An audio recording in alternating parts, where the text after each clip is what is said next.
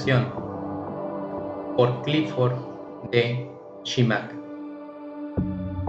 4 hombres, de 2 en 2, se habían internado en la aullante vorágine de Júpiter y no habían regresado. Habían salido al viento huracanado, o mejor dicho, habían galopado hacia él, con los vientres pegados al suelo, los flancos relucientes bajo la lluvia, porque no habían ido en forma humana. Ahora el quinto hombre estaba de pie frente al escritorio de Kane Fowler, comandante de la cúpula número 3 de la Comisión de Reconocimiento Joviano. Debajo del escritorio de Fowler, el viejo Towser se rascó una pulga y volvió a acomodarse para dormir. Harold Allen, advirtió Fowler con una repentina punzada de dolor. Era joven, demasiado joven. Tenía la segura confianza de la juventud, el rostro de quien no ha conocido aún el miedo, y eso era raro, porque los hombres de las cúpulas de Júpiter sí conocían el miedo y la humildad. Al hombre le resultaba muy difícil conciliar su diminuta naturaleza con las poderosas fuerzas del monstruoso planeta. Quiero que comprenda, dijo Fowler, que no está obligado a hacer esto. Quiero que comprenda que no está obligado a salir. Era un simple formulismo, por supuesto. Les había dicho lo mismo a los otros 4, pero habían salido igualmente. Fowler sabía que el quinto hombre también lo haría, pero de repente sintió que dentro de él se agitaba una débil esperanza de que Allen no aceptara. ¿Cuándo debo partir?, preguntó Allen. En otra época, Fowler hubiera sentido un sereno orgullo ante una respuesta como esa, pero ahora no. Frunció ligeramente el ceño. Dentro de 1 hora, contestó. Allen permaneció de pie frente a él, tranquilo, esperando. Otros 4 hombres han salido y no han regresado, dijo Fowler. Usted ya lo sabe, por supuesto. Queremos que usted regrese. No queremos que emprenda ninguna heroica extensión de rescate. El objetivo principal, el único objetivo, es que usted regrese, que pruebe que el hombre puede vivir bajo una forma joviana. Vaya solamente hasta el primer mojón de reconocimiento, no más allá, y luego regrese. No corra ningún riesgo, no investigue nada, simplemente regrese. Allen asintió. Lo comprendo perfectamente. La señorita Stanley manejará el conversor, prosiguió Fowler. No tiene nada que temer en ese aspecto. Los otros 4 hombres fueron convertidos sin contratiempos. Salieron del conversor en perfectas condiciones, al menos aparentemente. Estará usted en manos absolutamente competentes. La señorita Stanley es el operador de conversores mejor calificado del sistema solar. Ha tenido experiencias en la mayoría de los otros planetas, por eso está aquí. Allen sonrió a la señorita y Fowler vio una expresión que cruzaba fugazmente por el rostro de la mujer, expresión que podía ser lástima, rabia o pura y simplemente miedo. Pero solo había durado un momento y ahora ella le devolvía la sonrisa al joven que estaba de pie frente al escritorio. Sonreía de un modo formal, como una maestra de escuela, así como si se odiara por hacerlo. Esperaré con ansias mi conversión, dijo Allen.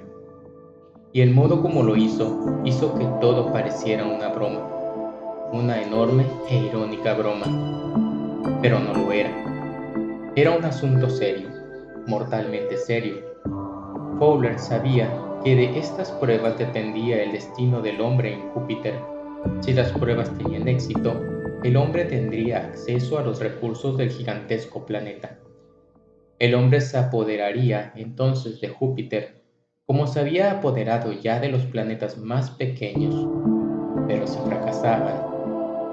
fracasaban, el hombre seguiría encadenado e imposibilitado por la terrible presión, la titánica fuerza de gravedad y los extraños procesos químicos del planeta.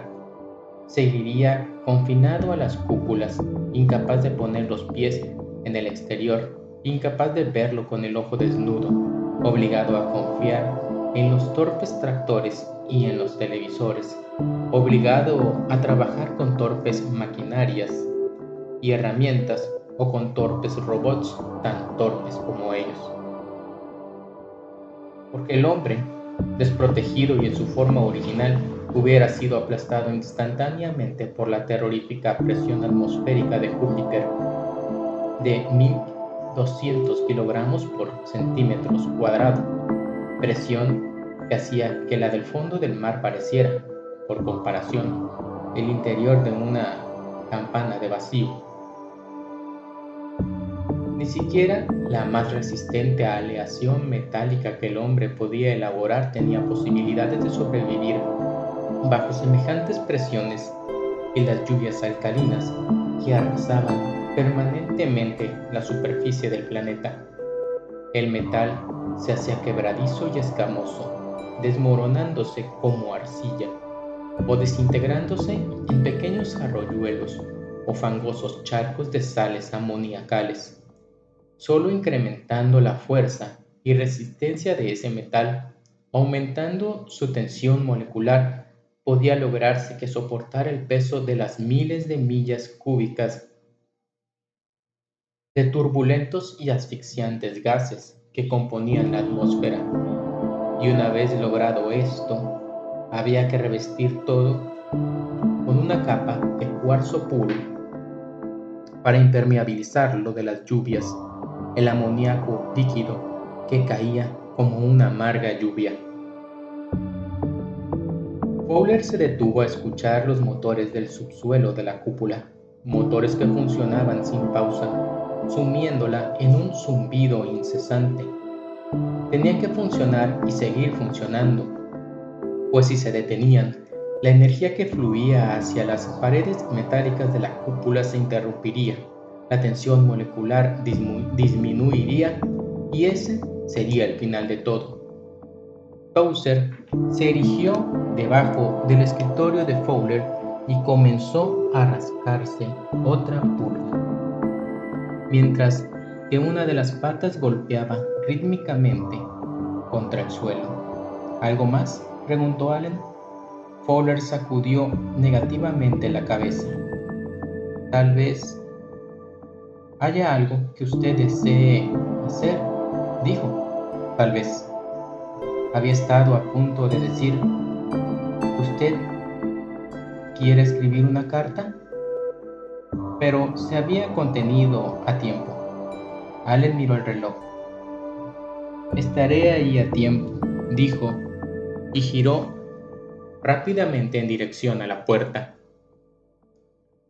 Fowler sabía que la señorita Stanley lo estaba observando y no sentía ningún deseo de volverse y enfrentar su mirada. Revolvió desmañaradamente los papeles de su escritorio. ¿Hasta cuándo va a seguir adelante con esto?, le preguntó la señorita Stanley, articulando cada palabra con despectiva brusquedad.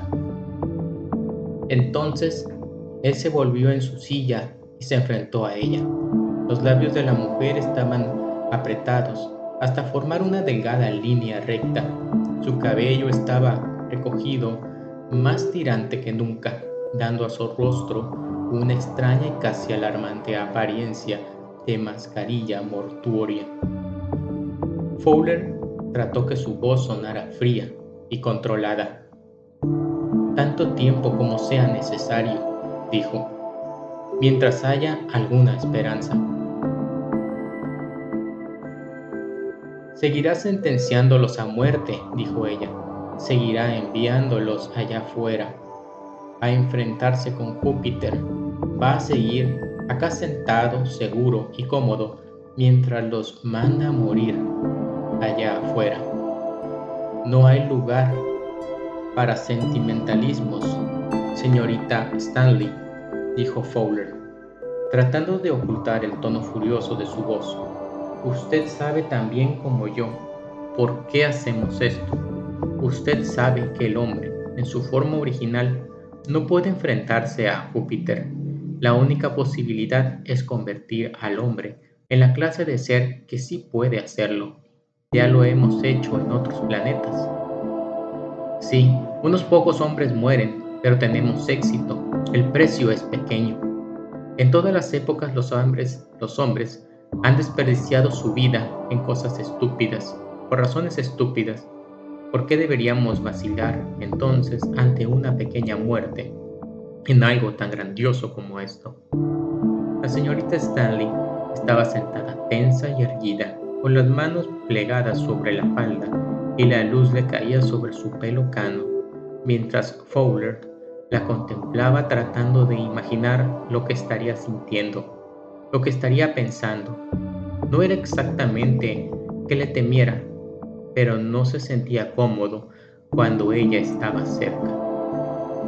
Esos agudos ojos azules veían demasiado. Sus manos parecían competentes en demasía.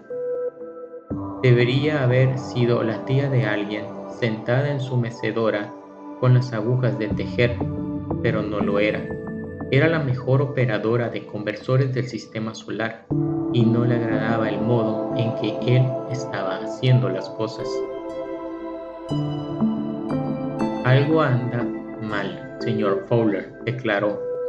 Precisamente, concordó Fowler. Por eso envío al joven Allen solo. Él puede averiguar qué es lo que anda mal. Y si no lo averigua, enviaré a otro. Ella se levantó lentamente de su silla, en dirección a la puerta, luego se detuvo frente al escritorio. Algún día, dijo, llegará a ser un gran hombre. Jamás pierda una oportunidad, y esta es su mayor oportunidad. Lo supo desde el momento en que erigieron esta cúpula para las pruebas. Si el proyecto se lleva a cabo, usted ascenderá un grado o dos. No importa cuántos hombres mueran, usted ascenderá un grado o dos. Señorita Stanley, dijo él, y su voz era cortante. El joven Allen debe salir enseguida. Por favor, asegúrese de que su máquina... Mi máquina, le dijo ella, glacialmente, no tiene la culpa. Opera en base a las coordenadas dispuestas por los biólogos. Él quedó sentado, encorvado ante su escritorio, escuchando cómo los pasos de ella se alejaban por el corredor. Lo que ella había dicho era cierto, por supuesto. Los biólogos habían establecido las coordenadas, pero los biólogos podían haberse equivocado, aunque solo fuera una diferencia del espesor de un cabello, una digresión infinitesimal, y el conversar enviaría al exterior algo que no era lo que ellos habían calculado enviar, un mutante que podía resquebrajarse, enloquecerse, desmoronarse bajo la tensión de alguna situación totalmente imprevista. Porque el hombre no sabía mucho de lo que sucedía afuera, solo lo que sus instrumentos le decían que sucedía, y las muestras en que se basaban esos instrumentos y maquinarias no eran más que muestras, pues Júpiter era increíblemente vasto y las cúpulas muy poco. Hasta la recopilación de datos acerca de los galopadores, aparentemente la forma de vida más desarrollada del planeta, les había llevado a los biólogos más de 3 años de estudios intensivos, más de 2 años de comprobaciones para confirmar los resultados, un trabajo que en la Tierra hubiera demandado 1 o 2 semanas, pero, en este caso, era un trabajo que no podía hacerse en la Tierra en modo alguno, porque las formas de vida joviana no podían ser trasladadas a la Tierra. La presión atmosférica de Júpiter no podía ser reproducida fuera del planeta. Y a la presión atmosférica y temperatura de la Tierra, los galopadores se hubieran esfumado en una bocanada de gas. El trabajo tenía que hacerse si el hombre pretendía desplazarse por Júpiter bajo la forma vital de los galopadores. porque antes de que el conversor pudiera cambiar a un hombre, transformándolo en otra forma de vida, cada una de las características físicas de esa forma de vida debía conocerse, concreta y absolutamente, sin posibilidad de error. Allen no regresó. Los tractores que registraron minuciosamente el terreno adyacente no hallaron rastros de él, a menos que una silueta escurridiza avistada por uno de los conductores hubiera sido el desaparecido terráqueo con forma de galopador. Los biólogos sonrieron con sus más despectivas sonrisas académicas cuando Fowler sugirió que tal vez las coordenadas estuvieran erradas. Destacaron minuciosamente que las coordenadas funcionaban. Cuando se colocaba un hombre en el conversor y se accionaba el interruptor, el hombre se convertía en un galopador. Es más, el hombre salía de la máquina y se alejaba hasta perderse de vista en la densa atmósfera exterior. Alguna minucia, había sugerido Fowler, alguna ínfima desviación con respecto a lo que era en realidad un galopador, algún error insignificante. Si existiera algo así, habían dicho los biólogos, llevaría años detectarlo, y Fowler supo que tenían razón. De modo que ahora eran 5 hombres en vez de 4, y Harold Allen había salido al exterior en vano. En cuanto al conocimiento, era absolutamente como si no hubiera ido. Fowler se inclinó sobre su escritorio para buscar el archivo de personal, un delgado fajo de papeles prolíficamente unidos por un gancho. Era algo que aborrecía, pero que debía hacer. De algún modo, debía averiguar el motivo de estas extrañas desapariciones, y el único modo de hacerlo era enviar más hombres al exterior. Permaneció sentado durante un momento, escuchando el viento que aullaba sobre la cúpula, la eterna tormenta rugiente que asolaba el planeta con su torbellino de hirviente ira. ¿Habría alguna amenaza allá afuera?, se preguntó. ¿Algún peligro que desconocían? ¿Algo que acechaba para devorar a los galopadores, sin diferenciar a los galopadores reales de los que habían sido hombres? Para los devoradores no existiría ninguna diferencia, por supuesto, o se habría cometido una equivocación fundamental al seleccionar a los galopadores como la forma de vida más adecuada para sobrevivir en la superficie del planeta. Él sabía que la evidente inteligencia de los galopadores había sido uno de los factores determinantes, porque si el ser en que el hombre se convertía carecía de inteligencia, el mismo hombre no podría mantener su propia inteligencia bajo esa forma durante mucho tiempo. ¿Habrían permitido los biólogos que ese factor pesara demasiado, usándolo para compensar algún otro que tal vez fuera insatisfactorio, desastroso incluso? No parecía probable. Obstinados como eran, conocían su trabajo. O el proyecto sería imposible y estaría condenado al fracaso desde el principio. La conversión a otra forma de vida había funcionado en otros planetas, pero eso no significaba que debía funcionar en Júpiter. Tal vez la inteligencia del hombre no pudiera desempeñarse adecuadamente a través de los órganos sensacionales de una forma de vida joviana. Tal vez los galopadores fueran tan extraños que no existía un campo común donde el conocimiento humano y la concepción joviana de la existencia pudieran reunirse y trabajar en conjunto. O tal vez la falla residiera en el hombre, fuera inherente a la raza, alguna aberración mental que, sumada a lo que encontraban afuera, les impidiera regresar, aunque tal vez no fuera una aberración, al menos no en el sentido humano. Quizá fuera solamente una característica mental humana, aceptada por lo común en la Tierra, lo que chocaba violentamente con la existencia joviana, poniendo en peligro el equilibrio psíquico del hombre. Fowler oyó el sonido de garras que tamborileaban sobre el piso del corredor y sonrió con cansancio. Era Towser, de regreso de otra visita a su amigo, el cocinero. Towser entró al cuarto, llevando un hueso. Meneó el rabo mirando a Fowler y se dejó caer debajo del escritorio, con el hueso entre las patas. Durante un largo momento sus viejos ojos reumáticos miraron a su amo, y Fowler extendió una mano para acariciar sus hirsutas orejas. ¿Aún me quieres, Towser?, preguntó Fowler, y Towser movió la cola, golpeándola contra el piso. Eres el único, dijo Fowler. Se enderezó y volvió a girar sobre el escritorio.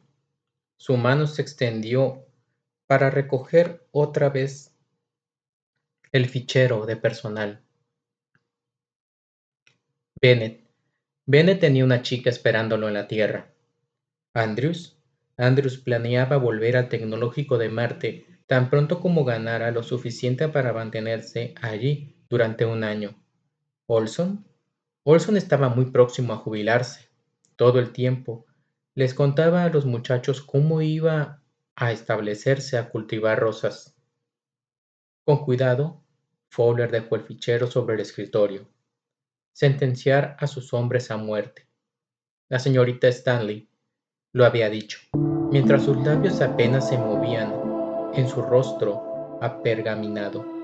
Enviarlos afuera a morir mientras él, Fowler, se quedaba allí sentado, seguro y cómodo. En toda la cúpula estarían diciendo lo mismo, sin duda, especialmente ahora que Allen no había regresado. Por supuesto que no se lo dirían en la cara, ni siquiera el hombre o los hombres que llamara a su despacho para informarles que serían los siguientes, se lo dirían.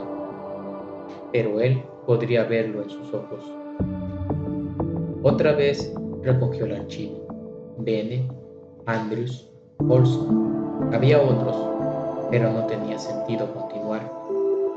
Se inclinó hacia adelante y presionó el pulsador de su intercomunicador. ¿Sí, señor Fowler? Comuníqueme con la señorita Stanley, por favor.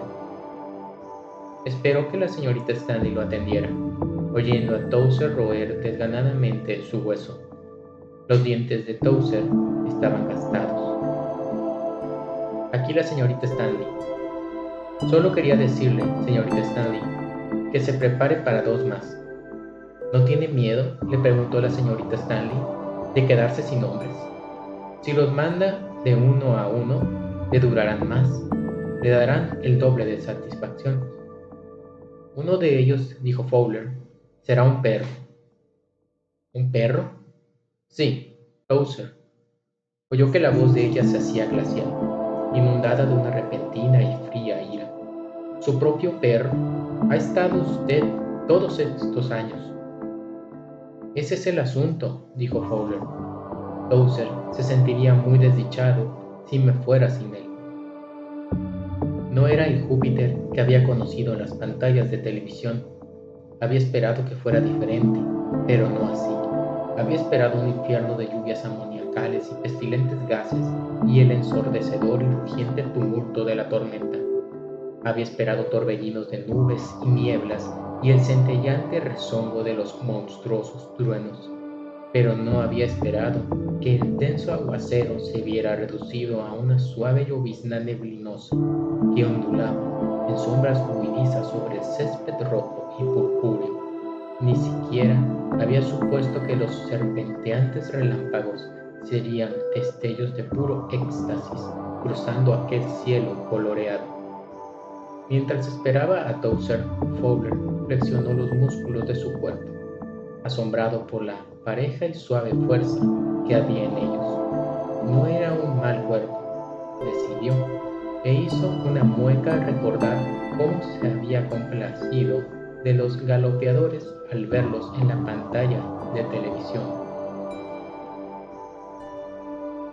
porque le había resultado difícil imaginar un organismo vivo basado en hidrógeno y amoníaco en lugar de agua y oxígeno. Difícil creer que una forma de vida como esa pudiera conocer el mismo estremecimiento vital que conmovía a la humanidad. Difícil de concebir una vida que se desarrollara en la densa vorágine de Júpiter, sin saber, por supuesto, que visto a través de ojos jovianos, Júpiter no era un torbellino en absoluto. El viento lo acariciaba con suaves dedos y Fowler recordó, con un sobresalto, que de acuerdo con los parámetros terrestres, aquel viento era un rugiente huracán que aullaba a 320 kilómetros por hora, cargado de gases letales. Agradables aromas inundaron su cuerpo, y sin embargo no eran aromas, porque no era una sensación olfatoria tal como la recordaba. Era como si todo su cuerpo se empapara de la sensación de lavanda, y sin embargo no era lavanda. Supo que era algo para lo que no tenía palabras. Sin duda, el primero de muchos enigmas de terminología, porque las palabras que conocía, los símbolos ideales que le habían servido como terráqueo, le resultarían inútiles como joviano. La puerta lateral de la cúpula se abrió y Towser salió a los tropezones. Al menos creyó que era Towser. Comenzó a llamar al perro, moldeando en su mente las palabras que quería decir, pero no pudo decirlas. No había modo de decirlas. No tenía con qué decirlas. Por un momento su mente fue un torbellino de oscuro terror, un pánico ciego que envolvía su cerebro en bocanadas de temor. ¿Cómo hablan los jovianos? ¿Cómo? De repente fue consciente de Towser, intensamente consciente del torpe y ansioso acto de aquel hirsuto animal que lo había seguido desde la Tierra a tantos planetas. Fue como si lo que era Towser hubiera salido de él y llegado por un momento al cerebro de Fowler. Y de la burbujeante bienvenida que sentía llegaron las palabras. Hola, compañero. No eran palabras en realidad, era algo mejor que palabras. Eran imágenes simbólicas en su cerebro, comunicadas por medio de imágenes que tenían matices de significado mucho más sutiles que las palabras. Hola, Towser, dijo. Me siento bien, dijo Towser, como cuando era un cachorro. Últimamente me he sentido bastante inservible, con las patas endurecidas y los dientes casi reducidos a nada. Era difícil roer un hueso con esos dientes. Además, las pulgas me volvían loco. Antes no podía prestarles mucha atención. Una pulga más o menos no hacía diferencia en mis viejos tiempos. Pero, Fowler balbuceaba con torpeza. ¿Estás hablándome? Seguro, contestó Towser. Siempre te hablé, pero no podías oírme. Trataba de decirte cosas, pero nunca lo logré. Algunas veces te comprendía, dijo Fowler. No muy bien, dijo Towser. Sabías cuando quería comida o bebida, o cuando deseaba salir, pero eso era todo lo que comprendías. Lo siento, dijo Fowler. Olvídalo, le dijo Towser. Te corro una carrera hasta el acantilado. Fowler vio el acantilado por primera vez. Aparentemente a muchos kilómetros de distancia, pero de una extraña belleza cristalina que centelleaba a la sombra de las nubes multicolores. Fowler vaciló. Está muy lejos. Oh, vamos, le instó Towser y comenzó a correr en dirección al acantilado. Fowler lo siguió, probando sus piernas, probando la fuerza de su nuevo cuerpo, dudando un poco al principio, asombrado un minuto más tarde y corriendo luego con un regocijo absoluto que se unía a la hierba roja y purpúrea y al ondulante vapor de lluvia que caía sobre la sierra. Mientras corría, fue consciente de una sensación de música, una música que latía dentro de su cuerpo, que emanaba a través de todo su ser, elevándolo en alas de una plateada ligereza, una música como la que podría surgir de un campanario en una soleada colina en primavera. A medida que se aproximaba a la colina, la música se hizo más profunda e inundó el universo con un rocío de sonido mágico, y entonces supo que la música provenía de la gorgoteante cascada que caía por la ladera resplandeciente del acantilado, pero sabía que no era una caída de agua, sino de amoníaco, y que el acantilado era blanco porque era oxígeno solidificado. Fowler patinó hasta detenerse en el lugar donde la cascada se abría en un resplandeciente arco iris de cientos de colores. Eran literalmente cientos, porque allí, según observaron, no había matices de un color primario hasta otro, tal como los ve el ojo humano, sino una gama claramente diferenciada que componía al prisma hasta su última y esencial clasificación. La música, dijo Towser. ¿Sí? ¿Qué hay con ella? La música, dijo Towser, son las vibraciones del agua al caer. Pero Towser, tú no sabes nada de vibraciones. Sí sé, lo contradijo Towser. Acaba de surgir en mi mente. Fowler tragó saliva mentalmente. ¿Surgir en tu mente? Y de repente apareció en su cerebro una fórmula, la fórmula del proceso que haría que los metales toleraran la presión de Júpiter. Atónito, contempló la cascada con firmeza y velozmente su mente aprendió los colores y los colocó en la secuencia exacta del espectro. Así de simple, surgido de la nada, surgiendo de la nada, porque él no sabía nada de metales ni de colores. Towser gritó: «Towser, algo nos está sucediendo». «Sí, ya lo sé», dijo Towser. «Es nuestro cerebro», dijo Fowler. «Lo estamos usando en su totalidad, hasta el último rincón. Estamos usándolo para elaborar cosas que debimos haber sabido siempre.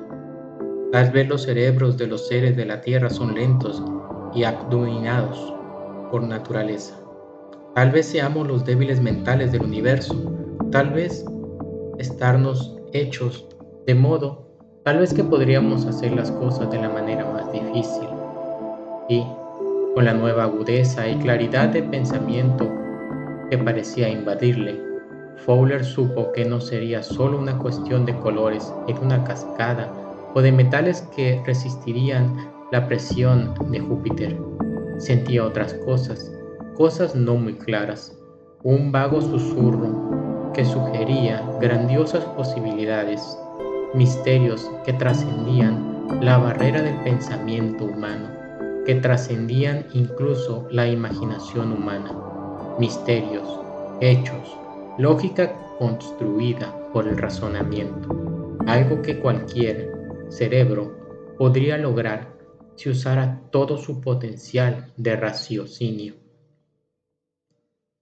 «Aún somos terrestres», dijo. «Solo estamos empezando a comprender algunas de las cosas que sabremos, unas pocas de las cosas que se nos negaron como seres humanos. Tal vez porque éramos seres humanos, porque nuestros cuerpos humanos eran inferiores, pobremente equipados para pensar, pobremente equipados en algunos sentidos que uno necesita tener para saber. Tal vez careciéramos incluso de algunos sentidos necesarios para lograr el verdadero conocimiento». Se volvió a contemplar la cúpula, una diminuta silueta oscura empequeñecida por la distancia. Ahí había hombres que no podían ver la belleza de Júpiter, hombres que pensaban que un torbellino de nubes y una densa lluvia oscurecían la paz del planeta. Ciegos ojos humanos, pobres ojos, ojos que no podían ver la belleza de las nubes, que no podían ver a través de la tormenta, cuerpos que no podían sentir el estremecimiento producido por la conmovedora música de la caída de agua.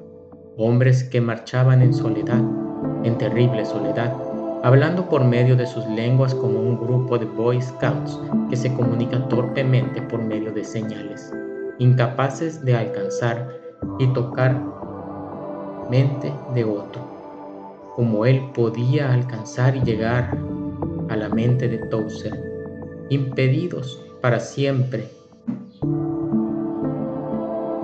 de lograr un contacto íntimo y personal con los demás seres vivientes. Él, Fowler, había esperado el terror inspirado por las cosas desconocidas de la superficie. Había esperado acobardarse ante la amenaza de lo desconocido.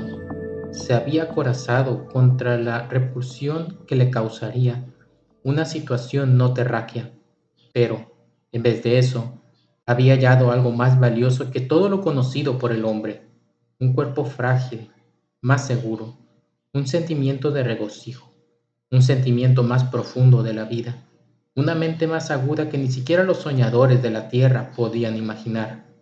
Vamos, le urgió Towser. ¿Dónde quieres ir? A cualquier parte, dijo Towser. Vámonos simplemente y veremos a dónde llegamos. Tengo bien una sensación, una sensación. Sí, lo sé, dijo Fowler, porque él también tenía la misma sensación, la sensación de un destino superior, una cierta sensación de grandeza, la certeza de que en algún lado, más allá del horizonte, lo aguardaban aventuras y cosas más grandes aún que la aventura. Los otros 5 también lo habrían sentido la urgencia de ir y ver. La compulsiva sensación de que los aguardaba una vida de plenitud y sabiduría. Por eso, Fowler lo supo. No habían regresado. No regresaré, dijo Towser. No podemos abandonarlos, dijo Fowler. Fowler dio 1 o 2 pasos en dirección a la cúpula. Luego se detuvo. De regreso a la cúpula. De regreso a ese cuerpo doloroso, cargado de veneno, que había dejado atrás. Antes no le había parecido doloroso, pero ahora sí.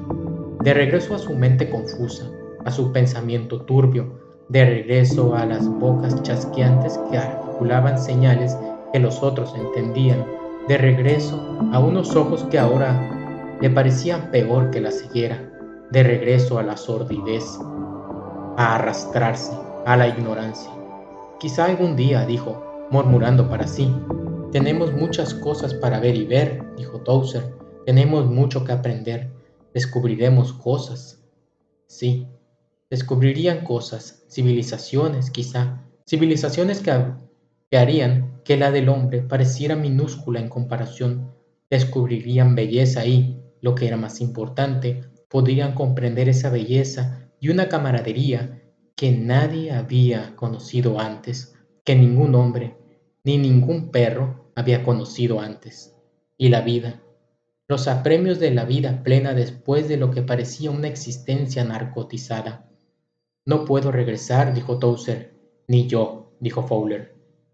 Volverían a convertirme en perro, dijo Towser. Y a mí, dijo Fowler, en hombre. Fin.